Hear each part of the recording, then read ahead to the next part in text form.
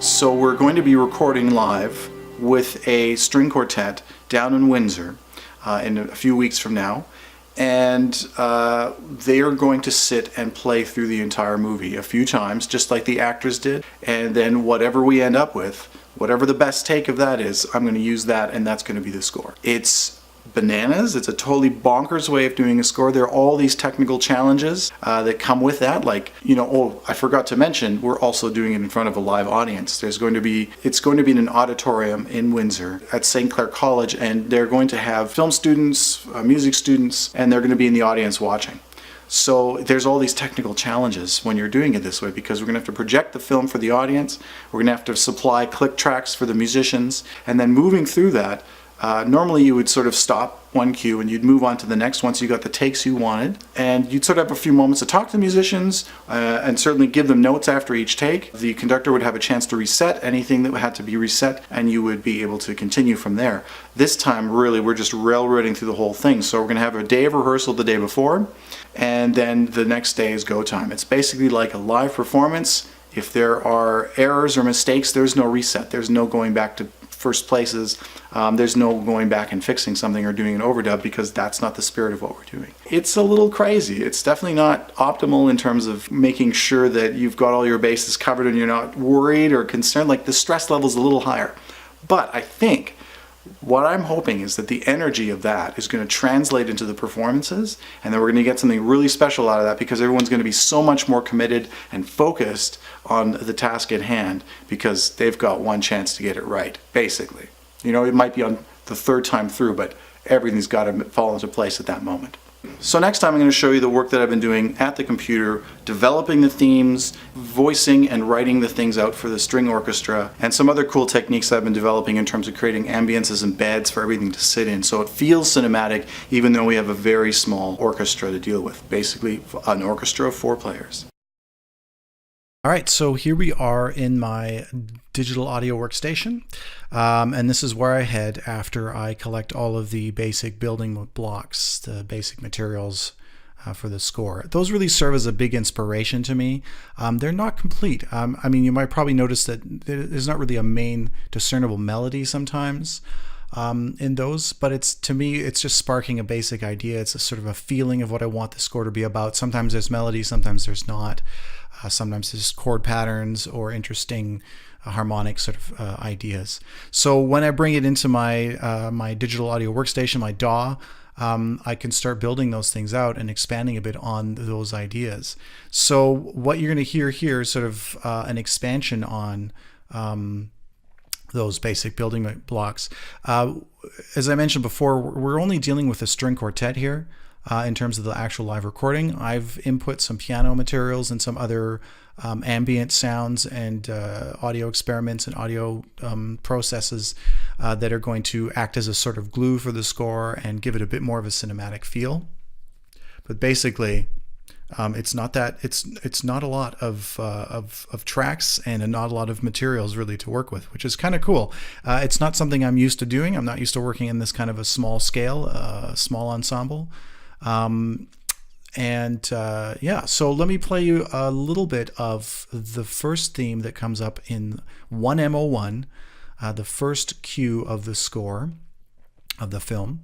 And it opens on, unfortunately I can't show you any of the film really right now, but yeah, it opens on the 2 main characters.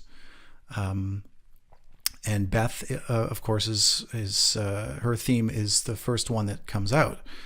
Because the way that the film is working and the way that the story is sort of unfolding, we're really in Beth's head. We're in Beth's story at that moment. So her theme is the first one that takes it away.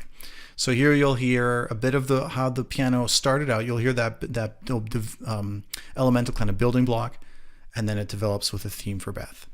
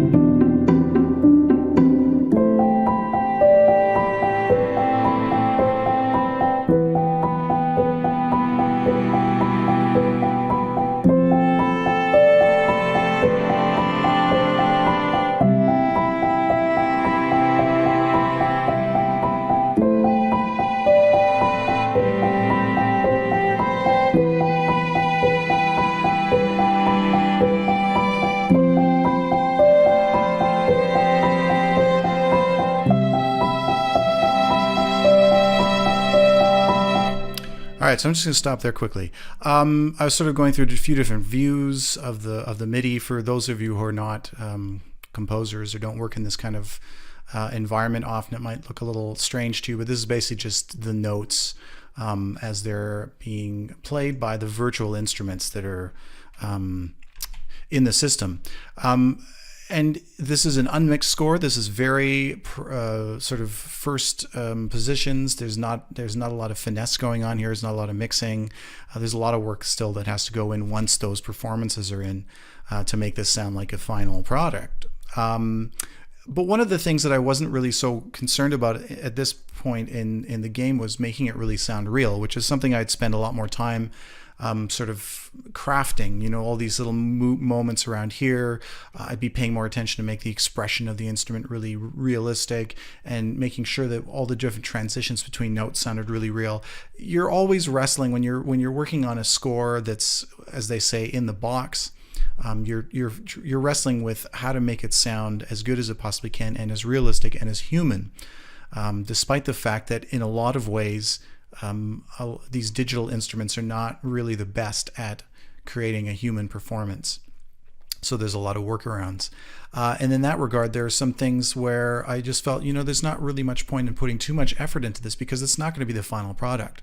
One thing I did want to do, though, just to demonstrate for our director, Gavin Michael Booth, was getting close to the kind of sound that we were going to get for the final product. And one thing that I wanted to have was a little bit of an unusual approach to the string playing, which is the strings will string players often play with what's called vibrato. Well, they'll take a note and it'll sort of shake or shiver or move as they play the single note.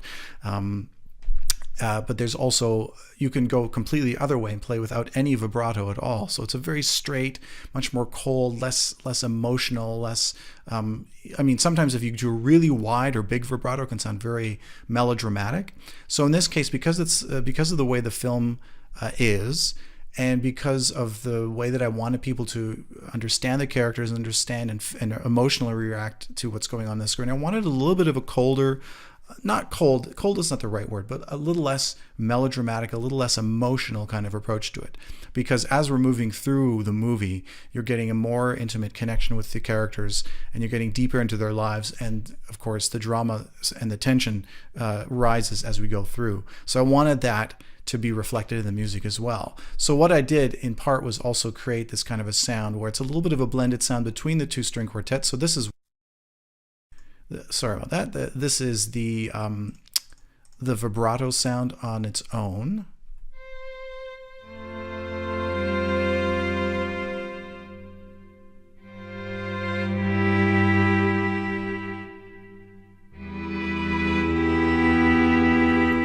But what I also wanted to have was the non-vibrato sound, which sounds more like this.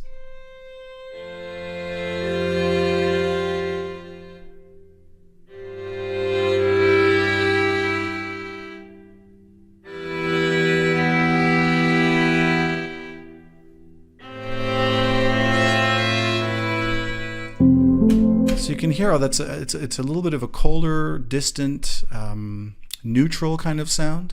And I think that when the players play that and it sounds more natural, it's going to have a really interesting effect, especially as we get further into the movie and we start adding that vibrato in for the really emotional parts. I think it's going to have a great effect. So that's Beth's theme, essentially. Then we move into Scott's theme, and that is at 43 right here.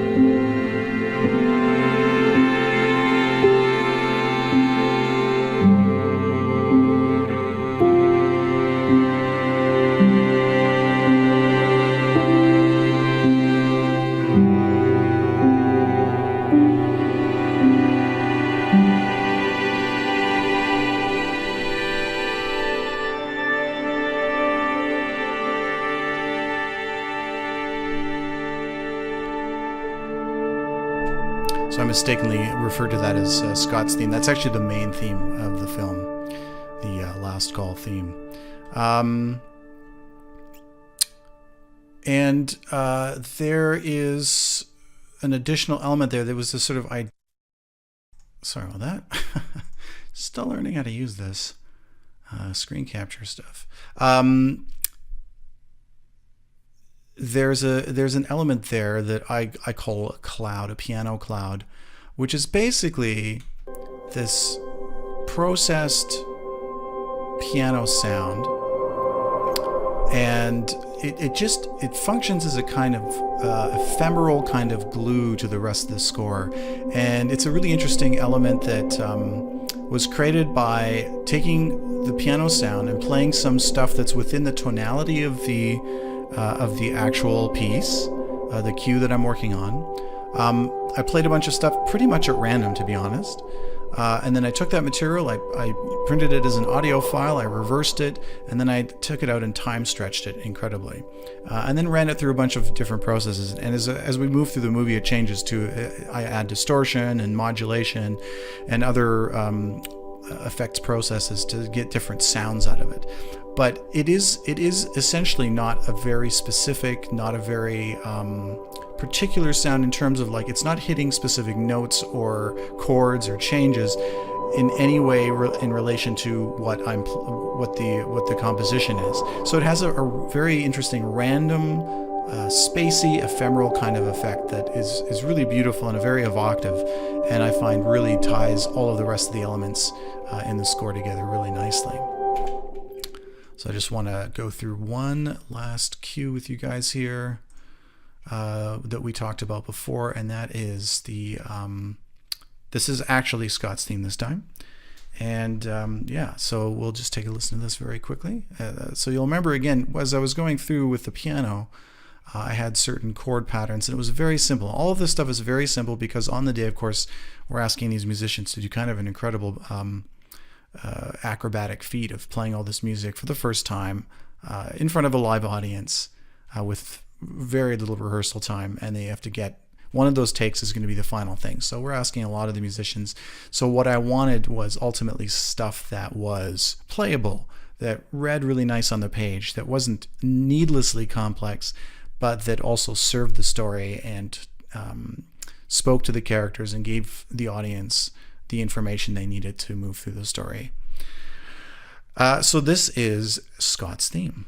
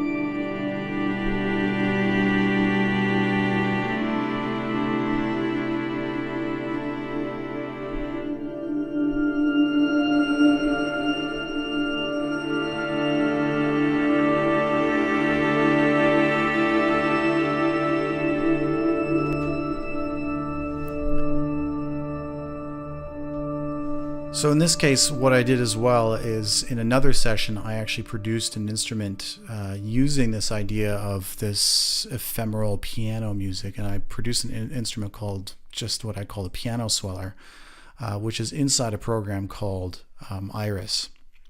No, I don't want to update that now. Thank you. And what you can do in Iris that's kind of cool is you can bring samples of things in, and you can paint in and out frequencies. You have a bunch of controls over different things. You basically make an instrument out of an individual sound, and that's what I did in this case. So it has this piano note that swells in and out.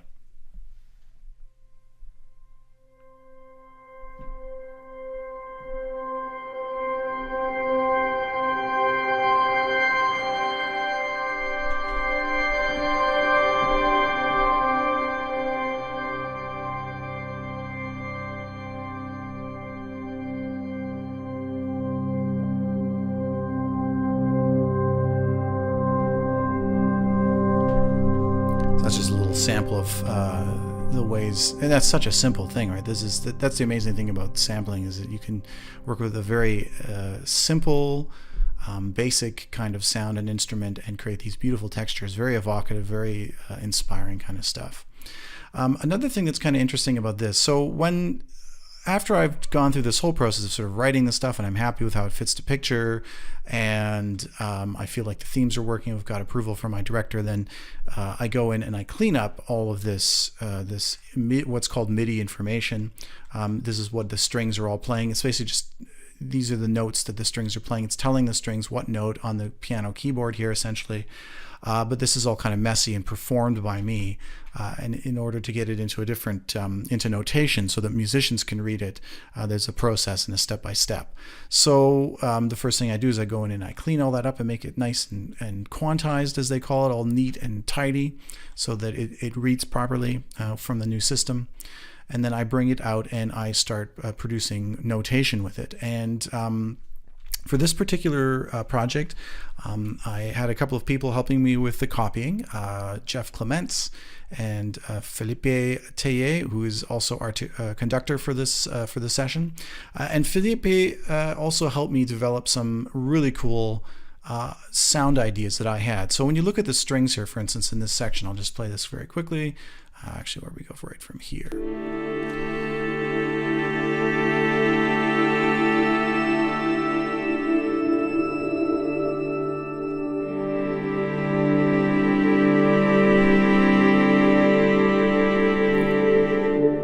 So I really like this as a harmonic idea, and this is a motif that gets repeated a lot of times in different registers and different voices, but it's basically just, a 4-voice string chord.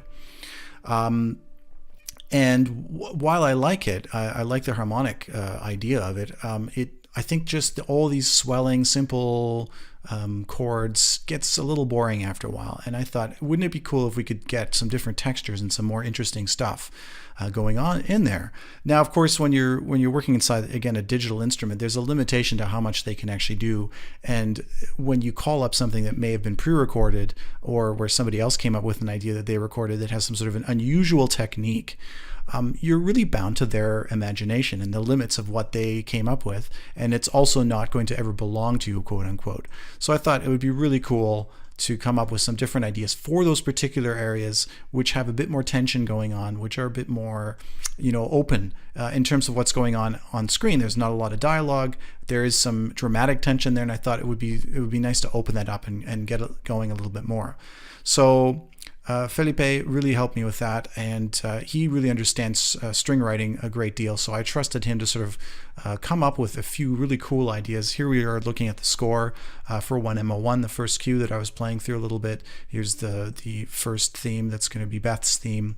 You can sort of move through its pizzicato area, and then here we're into the main theme. So what I wanted from Felipe is essentially just a few different ideas, and here we are.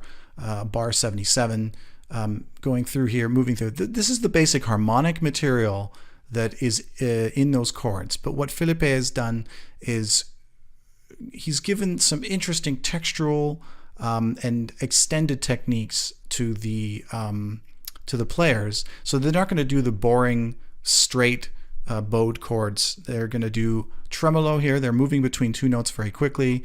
There are some harmonics, some natural harmonics going on, and there's a nice ad lib, kind of an arpeggiated kind of figure here. And when you combine all these together, it's going to create a really interesting texture that will still have that same harmonic content and that kind of emotional currency that I'm looking for that particular part of the scene. But we'll give it a bit more movement, a little more interest, and a little bit more, I don't know, something, a little zing, a little texture, and a quality that's going to stand out a bit more. And this is part of the beauty of working with live musicians, and also the beauty of working with other collaborators who will bring in really interesting ideas for you to try out. Felipe developed a couple of ideas for me and sort of said, what would you prefer, this, or you want to try this? And then he gave me a few options, and we're trying out a bunch of different stuff on rehearsal day. And there'll be a few different techniques that are going to be used throughout the score at different times. And I think that's going to be very exciting, and I'm really looking forward to hearing how that's going to sound for real. And it's kind of an interesting way of approaching things in modern film scoring. Most of the time, what the computer produces in terms of a mock-up or a demo is going to be approved by the director, and it's going to be a known quantity. In this case, it's a little bit sight unseen, and Gavin is trusting us to come up with something that's going to work to picture. And then, of course, we too are going to go into rehearsal and test out these assumptions that this is going to work. It's a bit of an experiment, and see whether those directions are going to work in terms of how it fits the picture, and if it just works within the ensemble. But I have good confidence it's going to, and it's going to be a lot of fun. And I am super excited to get down to Windsor, get into that auditorium, and start recording with these musicians. It's just going to be a fantastic time. So yeah, that's a little look into the production diary for Last Call in terms of where I'm at this present time, with the music, the themes, the score, the cues, and everything else. So I'll look forward to talking to you guys again sometime soon, and we'll be on the recording floor, and you'll get to see the exciting moments that happen then.